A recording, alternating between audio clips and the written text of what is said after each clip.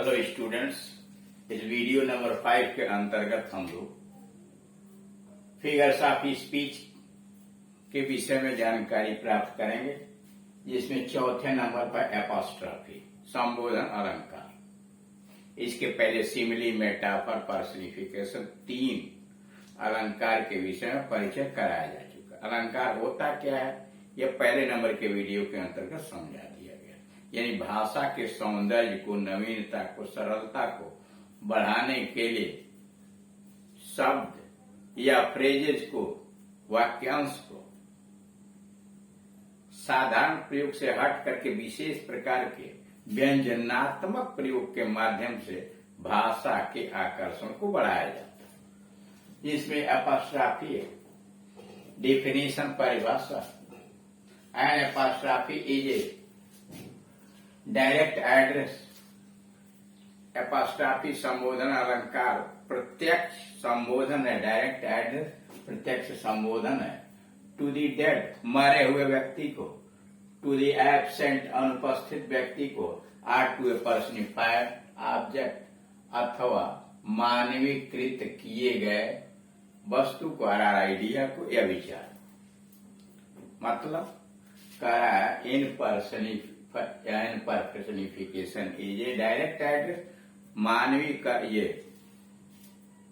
Apostrophe is and a direct address. संबोधन अलंकार सीधा संबोधन है, डायरेक्ट एड्रेस है।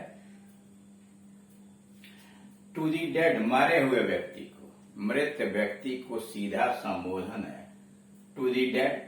आर टू दी एब्सेंट या अनुपस्थित व्यक्ति को। Or to a personified object और आइडिया, किसी मानवीकृत किए गए, पर्सनिफाई किए गए वस्तु या विचार को सीधा संबोधन है। साधारण भाषा में समझिए, किसी मृत, किसी अनुपस्थित अथवा मानवीकृत किए गए किसी वस्तु या विचार को अगर नाम लेके पुकारा गया, संबोधन करके पुकारा गया, जैसे मोहन सोहन कह के जैसे पुकारा जाता है, तो उसको कहते हैं एपोस्ट्रॉफी यानी संबोधन अलंकार। हिंदी में वह दिया, वह अलंकार है, एपोस्ट्रॉफी वह अलंकार है जिसमें मृत यानी मरे हुए, अनुपस्थित या मानवीकरण किए हुए पदार्थ या विचार को संबोधित किया जाता है। यानी यह वह अलंकार है जिसके अंतर्गत मृत, अनुपस्थित या मानवीकरण किए गए वस्तु, पदार्थ या विचार को संबोधित किया जाता है। दूसरे नंबर पर an apostrophe is a direct address.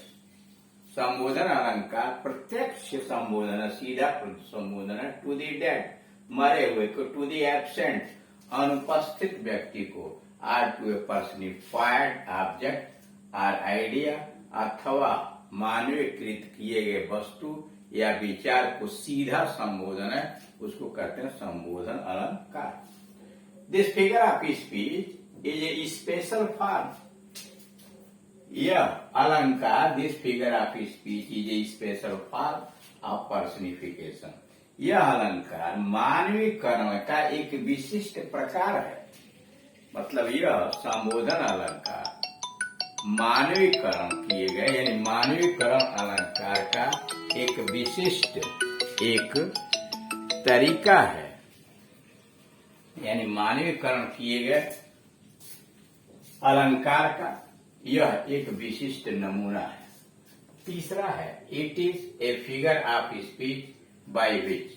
यह एक ऐसा अलंकार है by which the poet addresses a dead person, जिसके द्वारा कवि एक मरे हुए व्यक्ति को संबोधित करता है।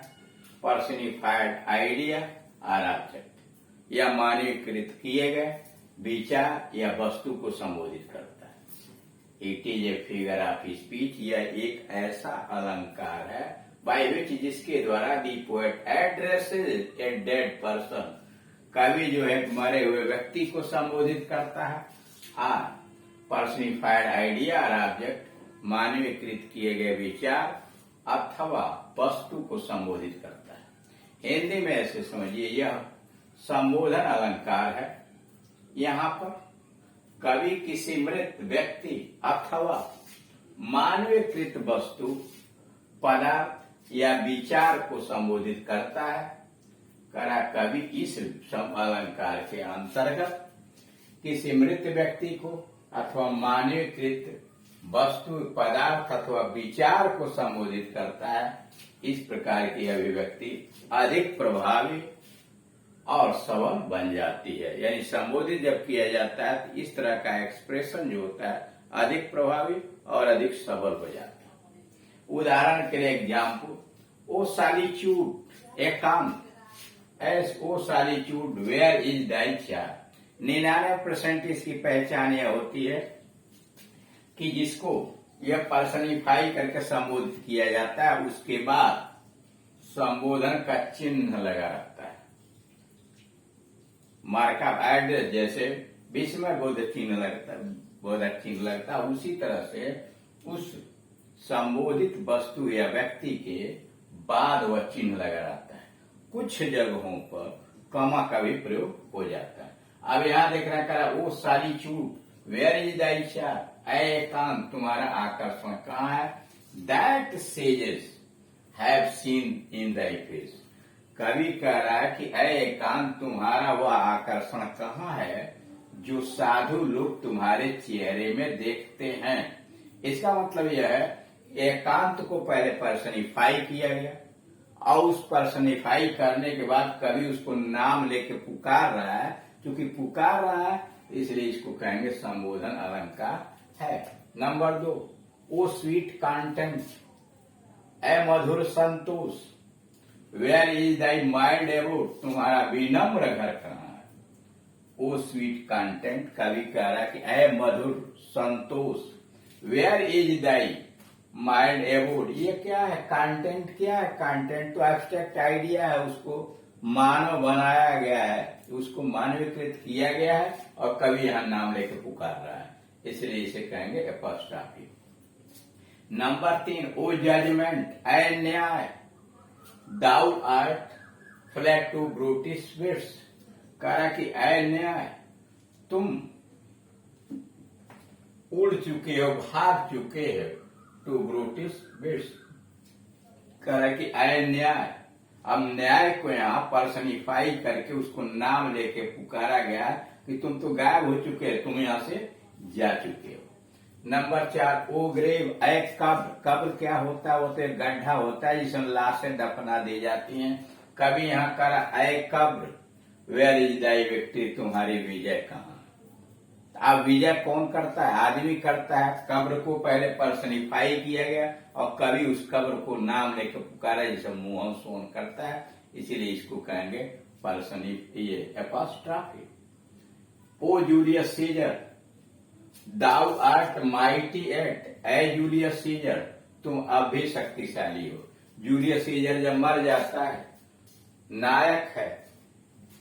जूलियस सीजर नाटक शेक्सपियर के द्वारा जो लिखा हुआ है उसका यह नायक है, और जब वो मर जाता है तो ब्रूटस उसे बाद में मरने के बाद भी बार बार उसको लगता है कि भूत बन के आ रहा है, युद्ध को कमांड कर रहा, तो कह रहा कि ऐ जूलियस सीजर, तुम अब भी शक्तिशाली हो। मरने के बाद अब मरे हुए व्यक्ति को संबोधित करा, ऐ जूलियस सीजर, जो मर चुका है, इसलिए एपोस्ट्रोफी है।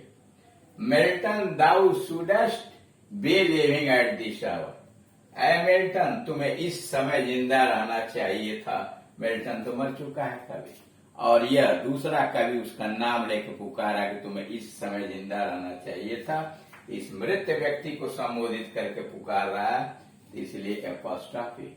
Life, I know not what thou art, जीवन मैं जानता ही नहीं तुम क्या हो। Life, I know not what thou art, ऐ जीवन मुझे पता नहीं कि तुम क्या। यहाँ लाइफ को पर्सनिफाई किया गया है और कभी लाइफ को नाम लेके पुकारा, इसलिए एपोस्ट्रोफी। ओ वर्ल्ड, शेली की कविता है, पीवी शेली की। ओ वर्ल्ड, ऐ संसार, ओ लाइफ, ऐ जीवन, ओ टाइम, ऐ समय, on whose last steps I climb, जिसके आखिरी डंडे पर मैं खड़ा हूं, चढ़ा हूं। फिर सुनिए, O world, O life, O time, ए संसार, ए जीवन, ए समय, on whose last step I climb, जिस सीढ़ी के आखिरी स्टेप, आखिरी डंडे पर मैं खड़ा हूं।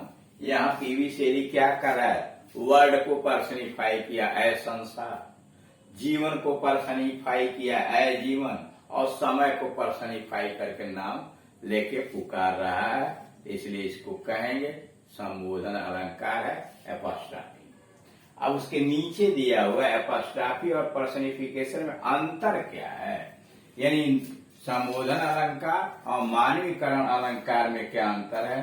पहली बात है, मानवीकरण अलंकार में किसी निर्जीव वस्तु को सजीव मान के वर्णन किया जाता है, यानी पर्सनिफिकेशन में किसी निर्जीव वस्तु को या निर्दिष्ट विचार को, एब्स्ट्रैक्ट आइडिया को सजीव मान के केवल वर्णन किया जाता है, जबकि संबोधन यानी एपोस्ट्रॉफी अलंकार में किसी वस्तु या पदार्थ को मानवीकृत किया जाता है, सजीव मान करके वर्णन के साथ साथ उसे संबोधित भी करते हैं। केवल सजीव नहीं मानते किसी निर्जीव चीज को, निर्जीव हुआ मृत व्यक्ति या अनुपस्थित व्यक्ति को केवल मानव नहीं बनाते, मानवीकृत नहीं करते, बल्कि उसको राम श्याम मोहन की तरह से नाम लेके पुकारते हैं। संबोधन अलंकार के अंतर्गत जिस नाउन को संबोधित किया जाता है वहां संबोधन का चिन्ह भी लगा देते हैं, जैसे विस्मय बोधक चिन्ह लगता है वो लगता है। और कभी कभी किसी संबोधित नाउन के बाद कामा का भी प्रयोग हो जाता है, जैसे वाक्य नंबर 6 में देख रहे हैं, मिल्टन के बाद संबोधन का चिन्ह लगा के कामा का प्रयोग किया गया है। यानी इस तरह से आपने देखा कि संबोधन अलंकार के अंतर्गत किसी मृत, किसी अनुपस्थित या मानवीकृत किए गए वस्तु या विचार को नाम लेके सीधे प्रत्यक्ष रूप से संबोधित किया जाता है, उसको कहते हैं एपोस्ट्रॉफी, संबोधन अलंकार।